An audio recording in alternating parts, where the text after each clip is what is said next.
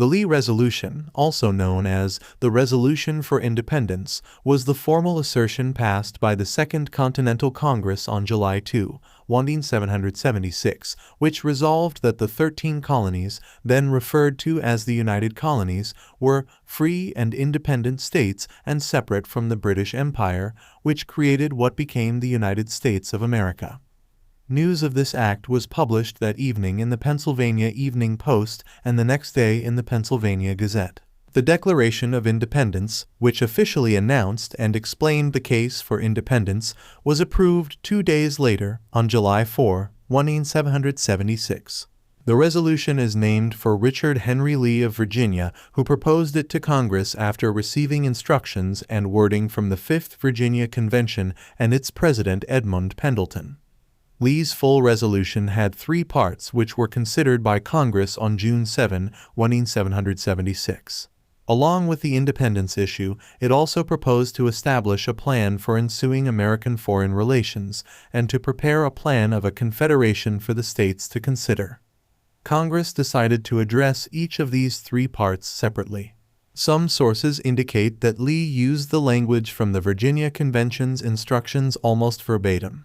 Voting was delayed for several weeks on the first part of the resolution, while state support and legislative instruction for independence were consolidated. But the press of events forced the other less discussed parts to proceed immediately.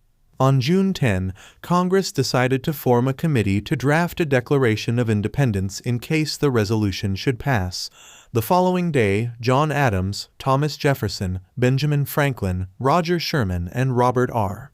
Livingston were appointed as the Committee of 5 to accomplish this.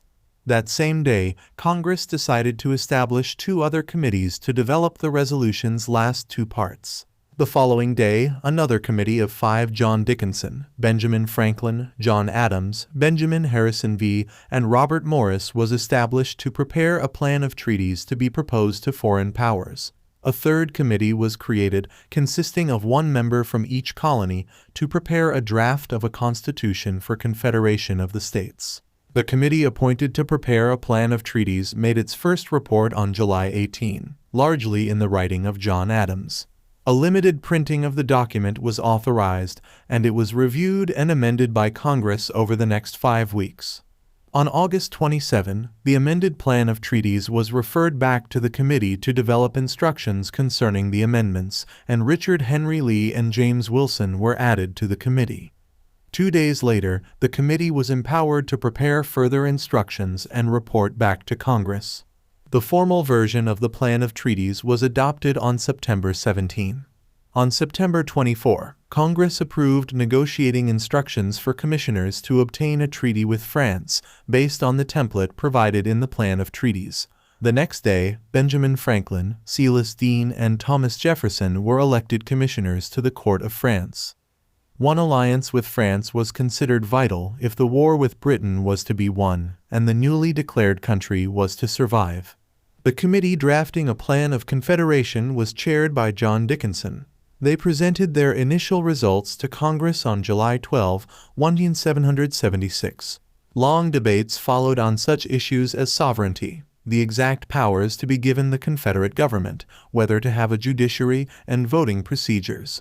The final draft of the Articles of Confederation was prepared during the summer of 1777 and approved by Congress for ratification by the individual states on November 15. 1777, after a year of debate. It continued in use from that time onward, although it was not ratified by all states until almost 4 years later on March 1, 1781.